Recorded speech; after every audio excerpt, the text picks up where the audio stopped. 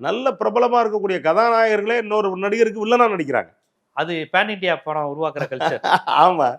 ஏங்க அமீர் கான் எவ்வளவு பெரிய ஆள் ஹாலிவுட்ல, ரஜினிகா இங்க வந்து ஒரு பீடி குடிச்சிட்டு போறாரு கடைசி சீன்ல. அது என்ன சீனுங்க? அந்த மாதிரி சீன்லாம் உலகத்துல யாருமே எடுக்க முடியாதுங்க. அமீர் கான் போய் உட்கார்ந்தா கடைசியில தலைவர் வந்து தலைவரோட பீடி குடிச்சிட்டு போறாரு. அவர் வர்றது கூட பரவாயில்ல. நான் ஃபிளைட்ல நாய் அமைச்சாரு பாருங்க அந்த படத்துல. ஃபிளைட்ல நாய் கொண்டு வந்தாரு. ஆமா, என்னடா நாய் வருது ஃபிளைட்ல இருந்து, ஹெலிகாப்டர் அதுல இருந்து வர நாய் வந்ததுக்கு எந்த பர்பஸும் இல்ல. ஆமா, நாய் வந்ததுக்கு எந்த பர்பஸும் இல்ல, படம் எடுத்ததுக்கு எந்த பர்பஸும் இல்ல. அது வேற இருக்கு. என்ன கணக்குல படத்தை எடுத்துட்டாங்க? ஒண்ணும் இல்ல. இறங்கி அவ்வளவு பெரிய ஆளு ஏன்டா இங்க வந்தா? நமக்கு அது யாருக்கு? டானுக்கெல்லாம் டானு. அந்த டான் வந்து இறங்கி வந்துட்டு, அது டான் நீங்க எப்படி கண்டுபிடிக்கலாம்னா, எவ்வளவு பெரிய அறிவாளிகள்லாம் படம் பண்றாங்க பாருங்க. பச்சையை குத்தி வச்சிருக்காங்க. நம்ம ஊருக்குள்ள ரவுடி அந்த வேலை தான் பார்த்துக்கிட்டு இருக்கான். ஒரு டான் எப்படிங்க இருப்பான் முதல்ல? அதை நீங்க டான்னு கூட சொல்லக்கூடாது. அவன் ஒரு உலக பணக்காரன் எப்படி இருப்பான்? வந்து இவங்கள்ட்ட கிளாஸ் எடுத்துக்கிட்டு இருக்காங்க. பீடின்னா எப்படி?